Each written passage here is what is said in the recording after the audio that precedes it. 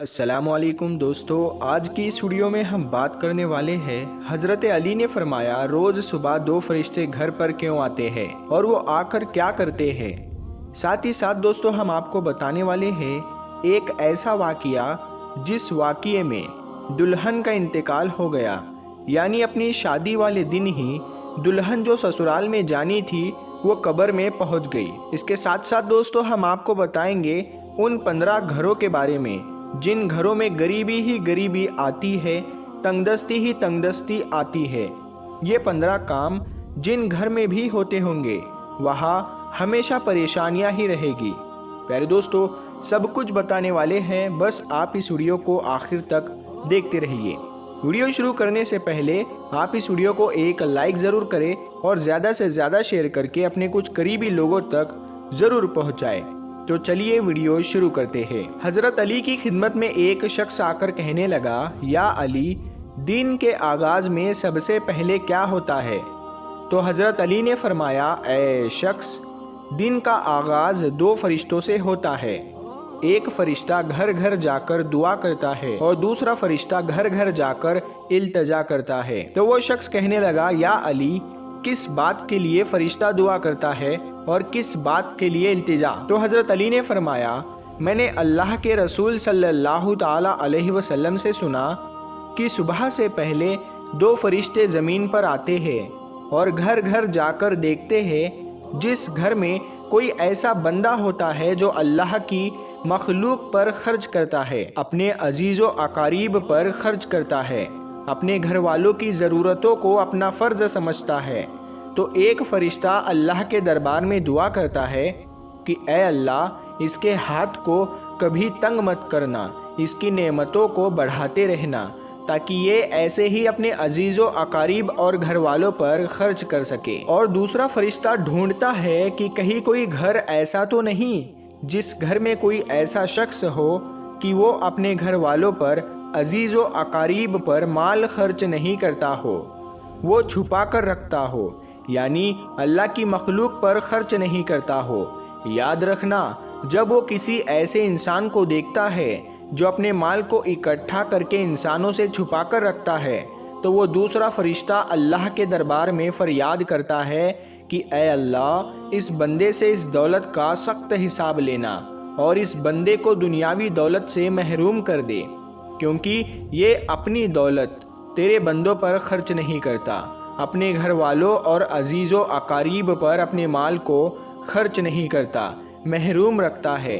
اور یوں عزیز و اقارب پر خرچ کرنے والا دنیا میں فراوانی اور آخرت میں عظیم اجر پاتا ہے، اور جو دنیا میں اپنا مال اپنے عزیز و اقارب پر خرچ نہیں کرتا تو وہ دنیا میں رسوائی اور آخرت میں سخت عذاب دیکھتا ہے۔ پیارے دوستو اب ہم آپ کو وہ واقعہ سناتے ہیں جس واقعے میں دلہن کا انتقال ہو گیا، یعنی اپنی شادی والے دن ہی دلہن قبر میں پہنچ گئی۔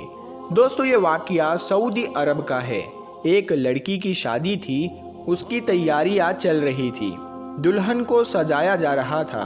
اتنی دیر میں مسجد میں اذان ہوئی اور اس کے بعد نماز کے بعد سے ہی لڑکی کے میک اپ کی تیاریاں چلنے لگی۔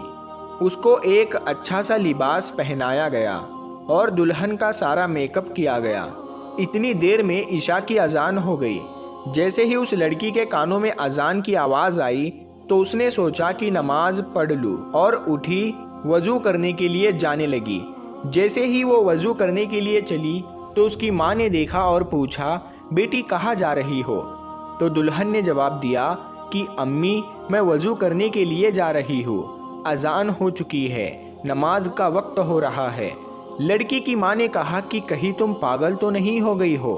نیچے سارے مہمان بیٹھے ہیں، تمہارا انتظار کر رہے ہیں، تم وضو کرو گی تمہارا میک اپ خراب ہو جائے گا، تم پھر اچھی نہیں دکھو گی، سب لوگ تمہارے بارے میں کیا سوچیں گے؟ اس دلہن نے کہا کہ امی، لوگ کیا کہیں گے مجھے نہیں پتا، مجھے اپنے رب کو راضی کرنا ہے۔ اتنا کہہ کر لڑکی وضو کے لیے چلی گئی۔ اس نے وضو کیا اور نماز کے لیے جانے لگی۔ وضو کرنے سے اس کا سارا میک اپ اتر چکا تھا، لیکن لڑکی کو اس بات کی کوئی بھی فکر نہیں تھی، اسے تو ڈر تھا اپنے رب کا۔ لڑکی نماز پڑھنے کے لیے کھڑی ہو گئی اور نماز ادا کرنے لگی۔ जैसे ही उसने आखिरी सजदा किया तो वो उठ ना सकी और सजदे में ही उस लड़की का इंतकाल हो गया। जब काफ़ी देर बाद भी दुल्हन नीचे नहीं पहुंची तो माँ को फिक्र हुई। वो कमरे में गई, देखा तो दुल्हन सजदे में है। काफ़ी देर के बाद भी जब वो सजदे से ना उठी तो माँ करीब जाकर उसे हिलाने लगी। जैसे ही देखा तो पता चला कि लड़की का इंतकाल हो गया है, तो वो माँ फूट फूट कर रोने लगी। प्यारे दोस्तों, ये जो प्यारा सा मैसेज है ये उन लड़के और लड़कियों के लिए है जो दुनिया में खूबसूरत बनने के लिए अपने रब को भूल चुके हैं। किसी ने क्या खूब कहा है कि इस्लाम की शहजादियों को खूबसूरत बनने के लिए किसी महंगे क्रीम और पाउडर की ज़रूरत नहीं, 5 वक्त के वज़ू का पानी ही काफ़ी है उनकी खूबसूरती के लिए। प्यारे दोस्तों, अब हम आपको बताते हैं 15 घरों में गरीबी ही गरीबी आती है, तंगदस्ती ही तंगदस्ती आती है और परेशानियां आती है। दोस्तों, अगर आपके साथ भी ऐसा होता है कि आपकी कमाई तो बहुत है लेकिन फिर भी पैसा रुकता नहीं है, पैसे में बरकत नहीं होती, आपकी गरीबी दूर नहीं होती, अगर आप इन गलतियों में से एक भी गलती करते हो तो उसे फ़ौरन अपने से दूर कर दो। इंशाअल्लाह गरीबी आपके घर से दूर हो जाएगी, आसपास भी नहीं भटकेगी। घर में गरीबी आने की 15 निशानियाँ। नंबर 1, लेटते वक्त एक टांग को दूसरी टांग पर रखना। नंबर 2, टूटे हुए बर्तन इस्तेमाल करना। नंबर 3, बॉटल को पूरा मुंह या पानी के मटके को मुंह लगाकर पानी पीना। नंबर 4, पेड़ के नीचे पेशाब करना।